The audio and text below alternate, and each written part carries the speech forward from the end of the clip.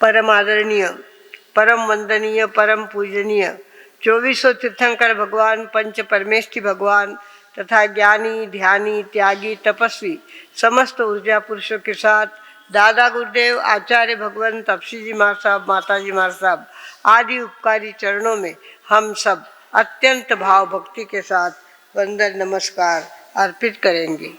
अन्य सहयोगी सतीमंडल, उपस्थित धर्म प्रेमी, श्रद्धावान, जिज्ञासु भाइयों तथा सुशील बहनों, तू समझ मना विचार करुणी पाही।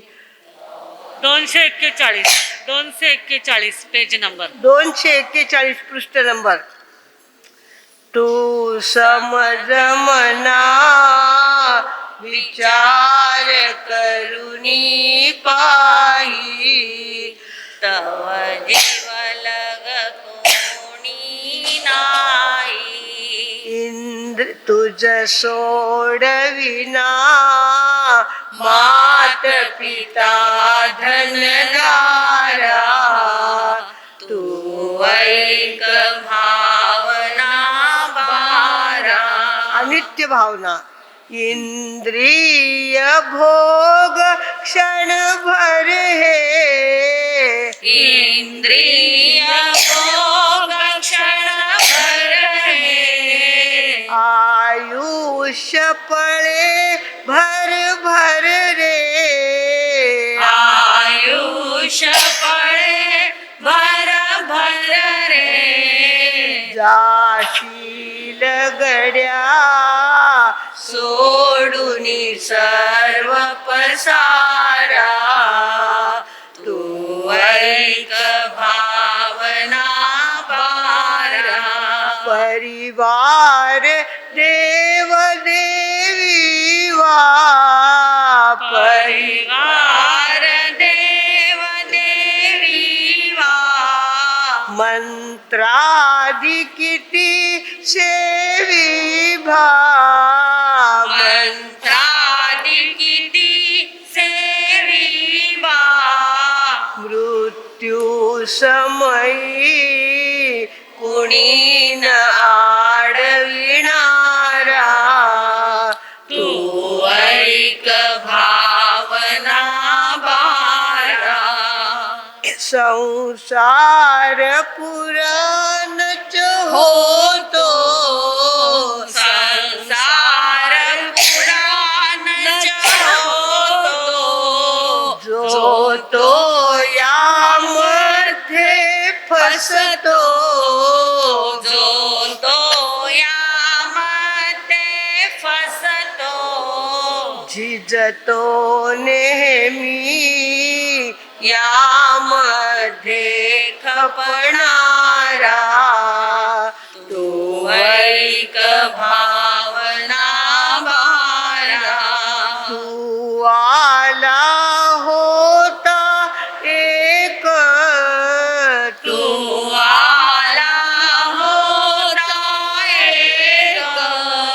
तू जाशील तेव्हा एक, तू जाशील तेव्हा एक। जो दिसतो तो सर्व संग सुटणारा, तू ऐक भावना बारा। तू म्हणजे शरीर नाही, तू म्हणजे शरीर नाही।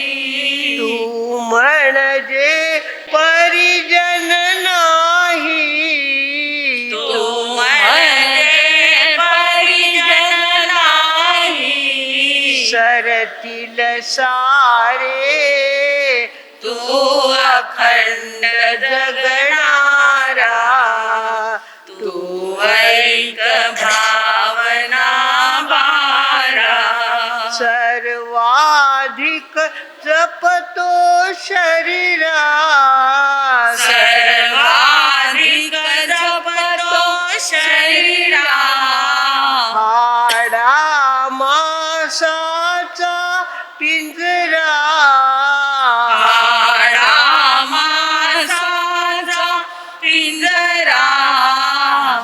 ओसरणारा आणि जळून जाणारा तू ऐक भावना बारा.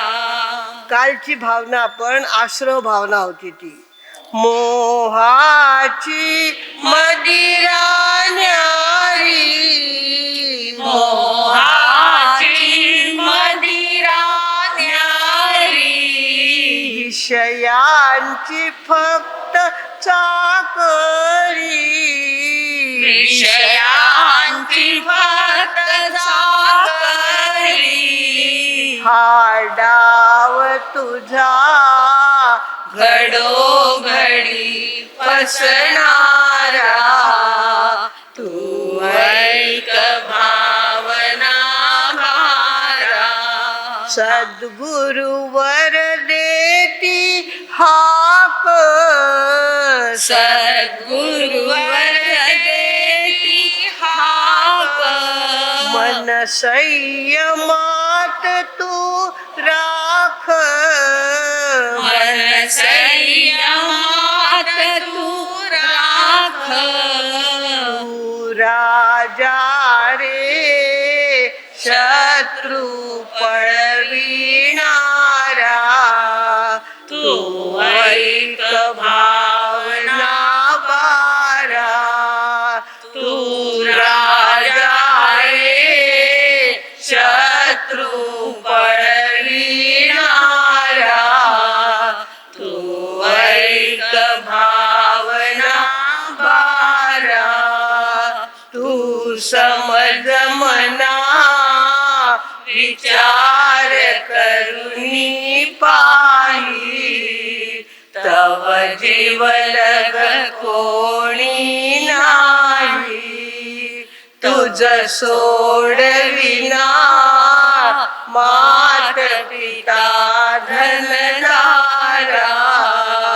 तू ऐक भावना बारा.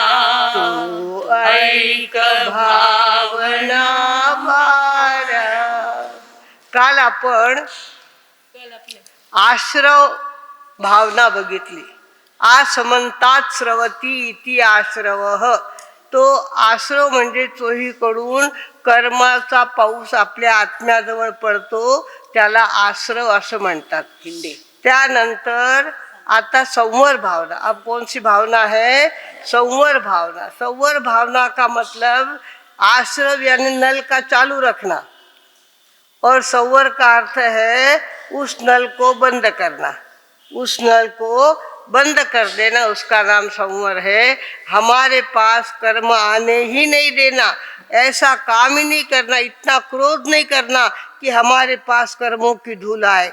इतना अहंकार, इतना मान, इतनी माया, इतना लोभ, ये सारा करते हैं तो कर्मों का कचरा हमारे आत्मा के आजू बाजू में इकट्ठा होता जाता है, और अंतर का ज्ञान कहीं लुप्त हो जाता है, छुप जाता है, हमको ध्यान में नहीं आता. हमारे पास भी उतना ही ज्ञान है जितना ज्ञान तीर्थंकरों के पास था, पर हमारे पास ढका हुआ पड़ा है. उसके ऊपर कर्मों का कचरा इतना इकट्ठा हमने कर लिया है, उस कारण से वो ज्ञान हमारा ढका हुआ है. भागवानों, हमें चाहिए कि हम अपने आप को कर्म बंध से बचाए. जैसे एक सामायिक करते हैं, सामायिक के अंदर 18 पाप बंद हो जाते हैं. सामायिक के अंदर ना कोई संसार का विषय लिया जाता है, ना किसी प्रकार का कर्म बंध किया जाता है. करो तो माला जपो, ध्यान करो, और जहाँ तक बने मौन रखो. इस तरह से कर्म बंध से अपने आप को बचाने के लिए सामायिक है, संवर है, पौषध है, दया है, ये सारा संवर को साधने के लिए और आश्रय को बचाने के लिए हमारे यहाँ ये रास्ते बताए हुए हैं. भगवानों, हमारे यहाँ योगी लोग साधना करने के लिए हिमालय में जाते हैं. हिमालय में जाने के बाद दीवार की तरफ मुंह करके बैठ जाते हैं. दीवार की तरफ मुंह करके बैठ जाते हैं, फिर उनको वापस इधर देखने की इच्छा भी नहीं होती. अंतर का प्रवाह जागृत हो। अंतर में बहुत शक्ति है, हमारे अंतर में बहुत शक्ति है। जैसे बाहर आँखें दिखती है, ऐसे अंतर का प्रकाश भी हमको दिख सकता है। बाहर सुनाई देता है, ऐसी अंतर की अनाहत ध्वनि भी हमको सुनाई दे सकती है। अंतर का स्पर्श मालूम पड़ सकता है, अंतर की सुगंध मालूम पड़ सकती है, और अंदर का रस टपकता है। ऐसा रस टपकता है कि भूख किस चिड़िया का नाम है पता भी नहीं चलता। अंदर का ही रस अंदर को मिलते रहता है और भूख वहाँ से गायब हो जाती है। ऐसे जो हिमालय में गए 25-25 साल हो गए, वापिस घर आने का नाम नहीं लेते। क्यों? कि उनको अंदर का खजाना मिल गया। हमको भी ये खजाना मिल सकता है। सभी के पास ये खजाना है। वो चाहे तो संवर की साधना करके अंतर के खजाने को प्राप्त कर सकता है। पर हम है जो क्या करते, रेवड़ी कौड़ी में अपने मनुष्य जीवन को व्यर्थ गवा देता है। जो सच्ची कमाई है वो हम करते नहीं है। सच्ची कमाई में जो लग जाते हैं उनका ध्यान संसार की हिसाब किताब में बहुत कम रहता है। संसार का हिसाब किताब करना, उसने उतना दिया, उसने उतना लिया, उतनी बाकी नहीं दी, उसने ये नहीं किया, उसने वो नहीं किया, ऐसी संसार की बातें तो चाहे जितनी होती रहती है। पर कुछ लोग ऐसे होते हैं, हमारे माताजी मार साहब कभी भी बाहर की भानगढ़ में पड़ते नहीं थे। नासिक गए थे, 6 आने का पैकेट 1.25 रुपये में लेके आ गए। 6 आने का पैकेट, हर माल 6 आना कहता है गाड़ी वाला, उसमें 1.25 रुपये का पैकेट लेके आए। क्यों लेके आए? बोले 1.25 रुपये कैसे दे दिया, बेचारे को जरूरत होगी तभी तो उसने लिया। बोले उसको अपेक्षा होगी, उसको इच्छा होगी तभी तो उसने लिया। क्या बिगड़ा, उसने लिया 1.25 रुपये तो क्या बिगड़ गया अपना। इस तरह से माताजी मार साहब संसार में होश नहीं था उनका। होश कहाँ था? अंतर में। हजारों सामायिक उन्होंने की, लाखों श्लोकों का स्वाध्याय उन्होंने किया और लगातार हम जैसे लोगों को इस लाइन पे लगाया। माताजी माता संसार में रहते हुए संसार के होश में नहीं थे।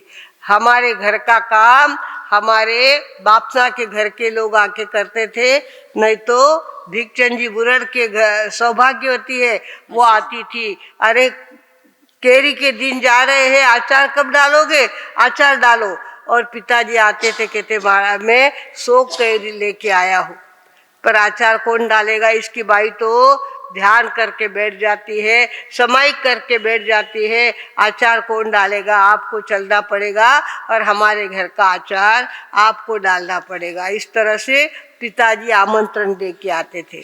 भगवानों, हमारे माताजी माँ साहब संसार में रहते हुए भी संसार से कैसे थे? अलिप्त। बेहोश मी माझा नवरलो आज मी। बेहोश मी माझा नवरलो आज मी। झंकारल्या तारे सगळे या भावना, झंकारल्या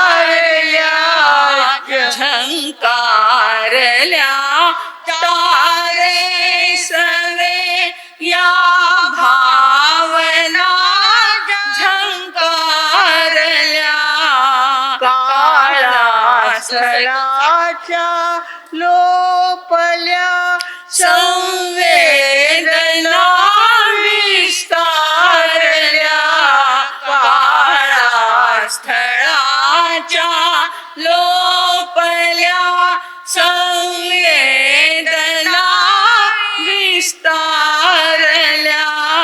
विस्तारले व्यक्तित्व हे विश्वात्म झालो आज मी। विस्तारले व्यक्तित्व हे विश्वात्म झालो आज मी। बेहोश मी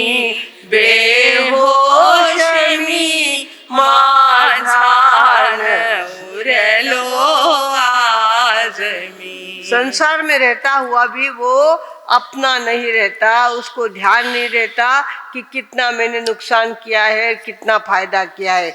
जो संतत्व को प्राप्त हुए हैं वो संसार से अपने आप अलग हो जाते हैं।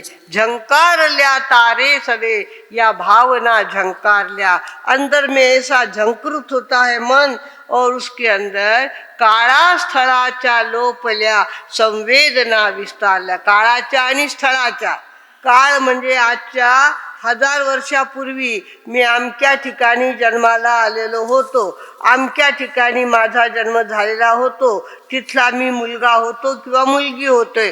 कोणीतरी काळाचा पडदा बाजूला सरकतो आणि मागचं दिसायला लागतं, त्याला जाती स्मरण ज्ञान असं म्हणतात, ते त्यांना प्राप्त होतं। आणि स्थळच्या ठिकाणी, स्थळावर गेल्यानंतर आपोआप काही गोष्टी आठवतात। काळा स्थळावर गेल्यानंतर मी ह्या ठिकाणी झाडझुडपाने राहिलेलो आहे, या ठिकाणी मी तळावाच्या पाण्याच्या रूपाने राहिलेलो आहे, या ठिकाणी माझा जन्म झालेला आहे, या ठिकाणी मी झोपडीत राहत होतो। अशा अनेक गोष्टी, स्थळाच्या गोष्टी त्याला आठवायला लागतात। जेव्हा तो संवराची साधना करतो, कर्मबंधूला बाजूला सरकवतो, नळ बंद करतो आणि आतल्या कामाला लागतो, त्यावेळेला त्याच्या काळाच्या आणि स्थळाच्या सगळ्या संवेदना क्या होतात, विस्तारून जातात। आणि त्याला असं वाटतं की हे जग म्हणजे मी आणि मी म्हणजे जग। अशा प्रकारे जगात आणि त्याच्यात काही भेद राहत नाही। जिथे पाहाल तिथं त्याला सगळं लक्षात येतं, जिकडे पाहाल तिकडे त्याचं सगळं लक्षात येतं। अशा प्रकारे त्याची आतली प्रगती होते, आतला संसार जागृत होतो, आतला प्रकाश दिसायला लागतो, आतली ध्वनी ऐकायला यायला लागते, आतला सुगंध यायला लागतो, आतला रस टपकतो आणि आतला स्पर्श पण मालूम पडतो। भाग्यवंतांनो, आमच्या मधुस्मिताजी मारसाबांनी डायरीच्या शेवटच्या पानावर ही कविता कुठे त्यांना सापडली ती त्यांनी लिहून ठेवली आणि सहज मी डायरी हातात घेतली बेलापूरमध्ये, तर ते गीत आठवलं आणि मला काही संवेदना त्याच्यातल्या अंतरस्पर्श मला जाणवायला लागवता। 15 मे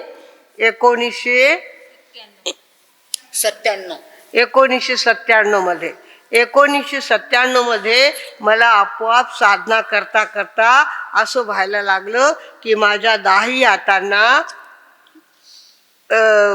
गांधीन माशी चावली, असे 10 बोट माझे असे गांधीन माशी चावल्यासारखे झाले आणि काहीतरी व्हायला लागलं हातामध्ये। असं बघता बघता मनगटापर्यंत संवेदना येऊ लागल्या, करता करता त्या खुनीपर्यंत गेल्या, पुढे त्या सरकल्या आणि करता करता 1997 पर्यंत 96 मध्ये हे सगळं जागृत झालं आणि 97 मध्ये तर संपूर्ण शरीरात, आता केव्हाही हात डोळे झाका, आतल्या संवेदना आपोआप जागृत होतात, पायात जागृत होतात, पोटऱ्यामध्ये जागृत होतात, मांडीमध्ये जागृत होतात, पोटामध्ये, डोक्यामध्ये, डोक्याच्या शीर्षस्थानापर्यंत त्या संवेदना जागृत होत्या। एवढा मला अनुभव होता आणि ह्यांनी हे गीत लिहून ठेवलं। म्हटलं माझ्याबरोबर टेली होतं, ये गाऊन बघावं। त्याला हे गायलं तर हे गीत तेव्हापासून आमच्या आवडीचं गीत झालं। तर काय होतं गंमत, शब्द रूप रस गंध आणि स्पर्श याची आतली जाणीव होऊ लागते ना, त्यावेळेला महापुरुष असतात बघा, महापुरुषांच्या आजूबाजूला वलय असतं, प्रकाशाचं वलय त्यांच्या आजूबाजूला असतं, त्याला आभा मंडळ असं म्हणतात।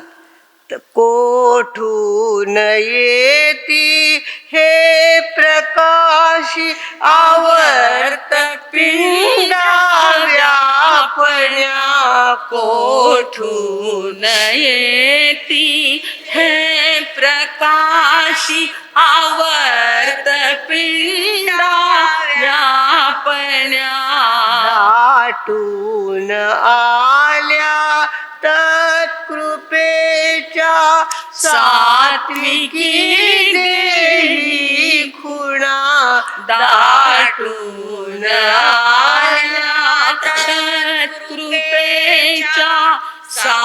सात्विकी देही खुणा सुस्नात झालो दोषे को साथ. रंग गंधी तंद्रिस्त झालो आज मी सुस्नात झालो रंग गंधी तंद्रिस्त झालो आज मी बेहोश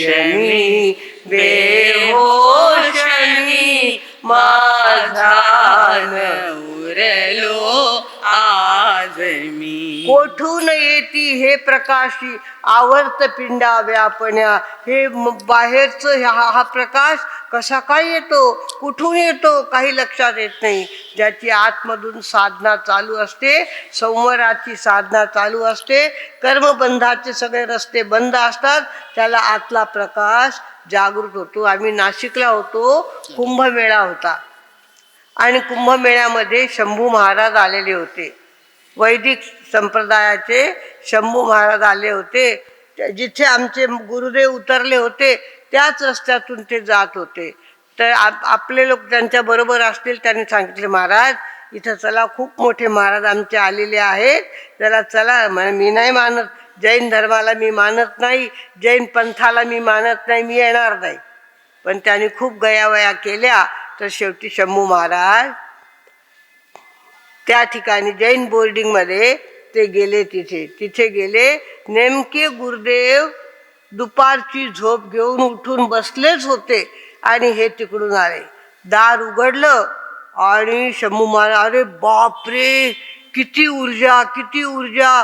असे संत असतात का, मला माहीतच नव्हतं. जैन संतांमध्ये एवढी शक्ती असते, मला माहीत नव्हतं. साष्टांग दंडवत त्यांनी घातलं तिथं आणि पुन्हा गुरुदेवांच्या जवळ येऊन त्यांच्या पायावर आपलं डोकं ठेवलं आणि घडी घडी डोकं आपलं घासून घेतलं त्यांनी. भाग्यवंतांनो, ही ऊर्जा येत असते महापुरुषांच्या जवळ. आपोआप त्यांची साधना जशी होते तशी ती ऊर्जा कोठून येती हे प्रकाशी आवर्त पिंडा व्यापण्या दाटून आल्या तत्कृपेच्या सात्विकी देही खुणा. आणि शरीरावर सात्विक खुणा आपोआप प्रगट होत असतात. त्यांचं चालणं, त्यांचं बोलणं, त्यांचे हात, त्यांचे पाय सगळं काही दैविक शक्तीने भरलेलं असतं, कारण की त्यांची साधना आतून चाललेली असते. त्यानंतर सांगितलं सुस्नात झालो रंगगंधी तंद्रिस्त झालो आज मी. सुस्नात झालो म्हणजे आंघोळ झाली माझी. कशाची? रंगाने आणि गंधाने. असा सुगंध चोहीकडे महापुरुषांच्या आजूबाजूला चंदनाचा सुगंध येत असतो, केशराचा सुगंध येत असतो. आमच्या इथं महाराज होते, बिरदी कवरजी महाराज. त्यांनी आपल्या जीवनात एवढी साधना केली होती. मागे वाडा होता, तिथे केशराचे थेंब पडलेले होते, केशर पडलेली होती. आम्ही आमच्या डोळ्याने बघितलं. ते केशर नव्या पैशा एवढे केशराचे थेंब त्या वाड्यात पडलेले होते. त्या महाराजांचा प्रताप होता. आजही तुम्ही खालच्या मजल्यावर बघा, खालच्या मजल्यावर बसल्यानंतर त्यांचे व्हायब्रेशन जाणवतात. ज्ञानेश्वर महाराजांचे 9 किलोमीटरपर्यंत व्हायब्रेशन जाणवतात. वरती 9 किलोमीटरपर्यंत त्यांचे व्हायब्रेशन जाणवतात. आळंदीमध्ये तर सबंध आळंदी त्यांच्या व्हायब्रेशनने भरलेली आहे. अनुभव घेणारा पाहिजे. महापुरुषांचा अनुभव जो घेतो त्याला हे सगळं लक्षात येत असतं. आजही तुम्ही आपल्या खालच्या पहिल्या मजल्यावर बसून बघा, तिथं बघितल्यानंतर असं खूप बरं वाटतं. काय बरं वाटतं का कोणास ठाऊक, नुसते व्हायब्रेशन जाणवतात, नुसते व्हायब्रेशन जाणवतात. ते व्हायब्रेशन आमच्या बिरदी कवरजी महाराजांचे आहेत. ते 22 वर्ष इथे राहिले होते आणि सगळं काही सहन करायचे. ते जसं येईल तसं खायचे. त्यांना असंच पाहिजे तसं पाहिजे ही भानगड त्यांच्यामध्ये नव्हती आणि त्यांनी कधीच जगाच्या पंचायत्या केल्या नाही. स्वतःमध्येच त्या राहायच्या आणि त्यामुळे ती शक्ती जागृत झाली होती. सुस्नात झालो रंगगंधी तंद्रिस्त झालो आज मी. आपोआप रंग आणि गंध त्याच्या आतमध्ये खेळायला लागतात आणि त्याला असं वाटतं डोळे झाकून बसावं, डोळे झाकून बसावं, डोळे उघडे करावेसे वाटत नाही. पुढे जाऊन ते काय म्हणतात, काट्यावरी झोपून होतो फुलशय्या लाभली, काट्यावरी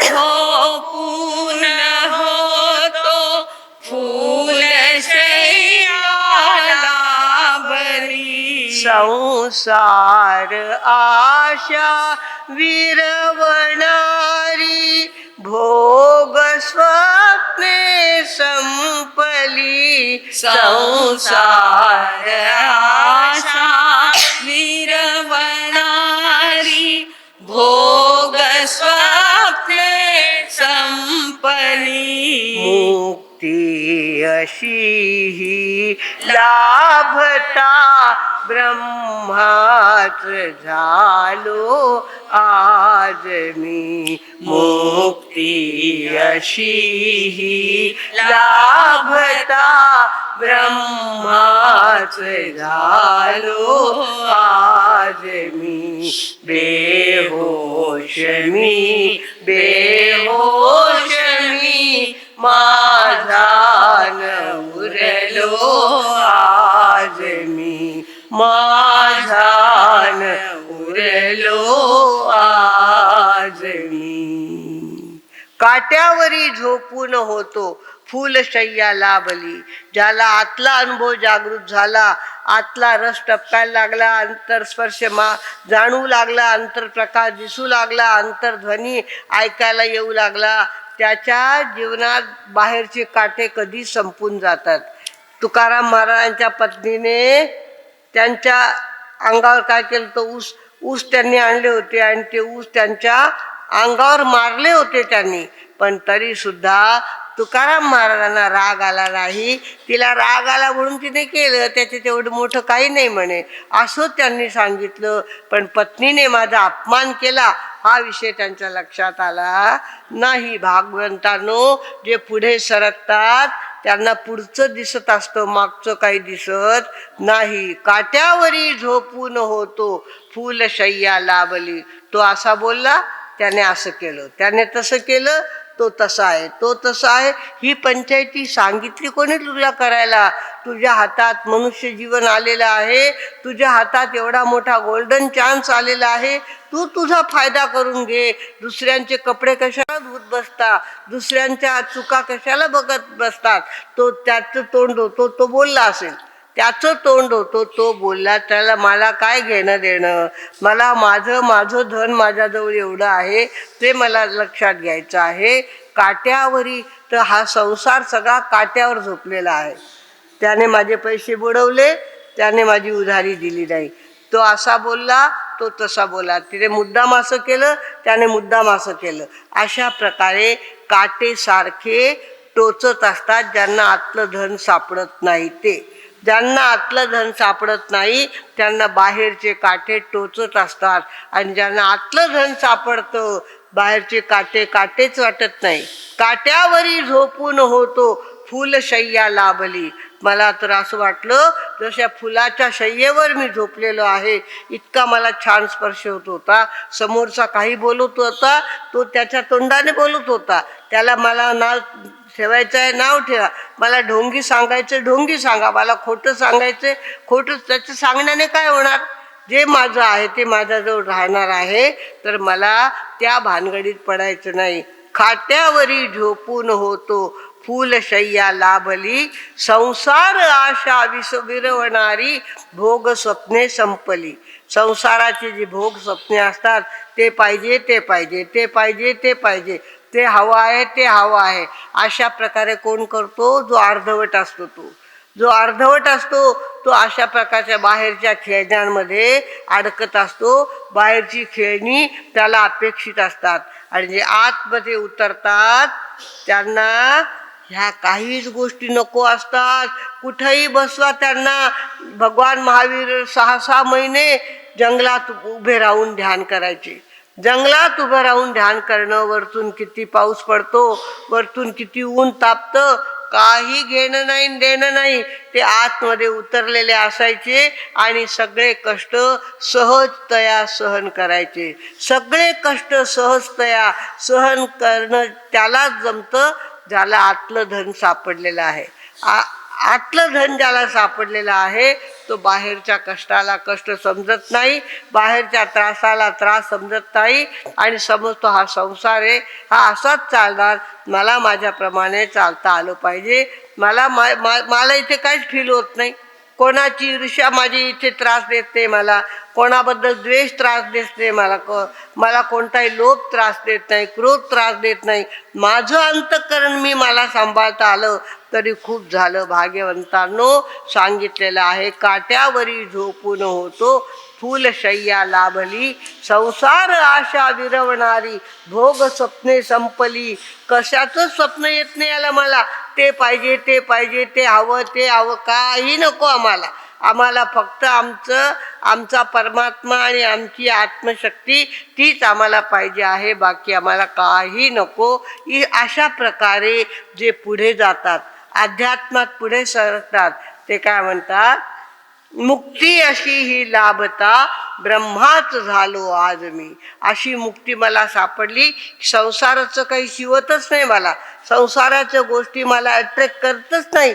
मला माझं धन माझ्याजवळ आहे, त्याच्यामध्ये डुंबून राहायला आवडतं, त्याच्यामध्ये बसून राहायला आवडतं. अशा प्रकारे जे ब्रह्मस्वरूपी होतात त्यांना परमहंस असं म्हणतात. परमहंस म्हणजे कोण? ज्यांना फक्त दूध खेचून घेता येतं आणि पाणी मागे सोडता येतं. हे सगळं पाणी आहे, संसाराचं सगळं पाणी आहे, त्याला सोडता आलं पाहिजे. आतलं दूध हंस काय करतो, दूध पिऊन घेतो, त्याची चोच दुधामध्ये गेली की पाणी बाजूला सरकतं आणि दूध त्याच्या तोंडामध्ये जात असतं. भाग्यवंतांनो, असे परमहंस आपल्या देशात खूप होऊन गेलेले आहेत. त्यांनी खरं प्राप्त केलेलं आहे, खरी त्यांनी सिद्ध मिळवलेली आहे. आपण फक्त या खेळण्यामध्ये अडकतो. माझा नातू, माझा पणतू, माझं घर, माझी प्रॉपर्टी, माझा पैसा, माझा बॅलन्स, माझी बँक. अशा प्रकारे कोण अडकतो? ज्याला आतलं सापडलं नाही तो ह्या बाहेरच्या जगात अडकतो. ज्याला आतलं सापडतं, आमच्या गुरुदेवांना आतलं इतकं सापडलेलं होतं की त्यांना बाहेर कधी काही वाटायचंच नाही. त्यांचे परमभक्त पन्नालालजी साहेब चंगेडिया नगरमध्ये होते. 2 सामायिक करून ते दर्शन करून घरी गेले होते. 2 तासानंतर समाचार आले, गुरुदेव आहार करीत होते आणि 2 तासाने समाचार आले कि पन्नालालजी चंगेडिया गया. काही समाचार आया, पन्नालालजी चंगेडिया गया.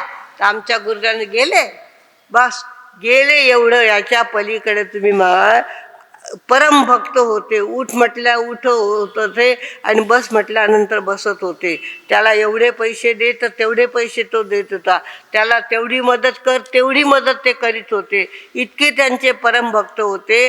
पण ते गेले, फक्त गेले एवढं त्यांनी सांगितलं. याच्या पलीकडे तुम्ही म्हणाल अर्थ कोणताही शोक केला नाही, रडत बसले नाही, त्यांच्या आठवणी पुन्हा उजाळून काढल्या नाही, काही केलं नाही. ते पोचलेले संत होते, पुढे गेलेले संत होते, आध्यात्मिक पावर प्राप्त झालेले संत होते. त्यांच्या पायाजवळ रिद्धी सिद्धी पाणी भरत होत्या. अशा प्रकारचे संत गुरुदेव आपल्याला होऊन गेले. आपण तर बघून घेतलं आणि बघून घेतलं. मी त्यांच्या शिष्यांना सांगायचे, आता खेळात वेळ घालू नका, नंतर फक्त हा महापुरुष आपल्या कॅलेंडरमध्ये बघायला मिळेल, नंतर याचे दर्शन होणार नाही. आत्ता ते यांचा जितका सत्संग करता येईल तेवढा सत्संग तुम्ही करा. आणि त्यानंतर त्यांनी तसंच केलं. घडी मला आठवण करतात, तुम्ही मला सावध केलं म्हणून बरं झालं आणि मी गुरुदेवांच्या जवळ बसायला लागलो. भाग्यवंतांनो, अशा प्रकारे अध्यात्माचं जग खूप वेगळं आहे आणि संसार खूप वेगळा आहे. संसारात रममाण होणं हे अज्ञानी लोकांचं काम आहे. ज्ञानी आहे ते अध्यात्माची कास पकडतात, अध्यात्म कुठपर्यंत पोचू शकतो त्याचा अनुभव घेतात आणि त्याच्यात डुंबून राहतात. भाग्यवंतांनो, आपण हा चातुर्मास केला आहे. या चातुर्मासात अनेक गोष्टी आपण बघितलेल्या आहेत. त्यात आज हा विषय निघाला बेहोश मी माझा न उरलो आज मी. इस प्रकार हम आमचे देवळालीला रमेशभाई गुजराती आहेत. हे गीत घेतात 12-12 वाजेपर्यंत त्याच्यावर चिंतन करतात. 12-12 वाजेपर्यंत त्यांना झोप येत नाही. सगळं हे त्यांच्या डोक्यात हेच फिरत असतं. भाग्यवंतांनो, ज्याला त्याची सोन्याची ज्याला परख आहे त्यालाच परख आहे. नाहीतर लहान बाळाला सोन्यामध्ये आणि पितळामध्ये काय फरक जाणवणार? ते पिवळं आणि ते पिवळं, त्याच्यात फरक काय जाणवणार? पण फरक जाणवतो त्यांना, जे पुढे गेलेले असतात त्यांना. भाग्यवंतांनो, आपल्याला सुद्धा या सगळ्या गोष्टी 2 नंबरच्या आहे. आणि 1 नंबर माझ्याकडे माझी शक्ती आहे. त्या शक्तीला जागृत करणं हे मनुष्य जीवनाचं खूप मोठं काम आहे. ते काम आपल्याला करायचं आहे. त्याच्यासाठी हा चातुर्मासाचा एवढा मोठा घाट, त्याच्यासाठी रोज व्याख्यानाची आपल्या वेळ काढणे आणि व्याख्यानात जाऊन बसणे, हे सगळं आपण करत आहोत. याच्यातून काहीतरी जाग आली आणि आतून काहीतरी काम सुरू केलं तर एवढ्याचा फायदा होणार आहे. प्रत्येकाने आपला फायदा करून घ्यावा आणि प्रत्येकाने आपला लाभ करून घ्यावा, अशी शुभेच्छा व्यक्त करून आता मी विराम करते. ओम शांती.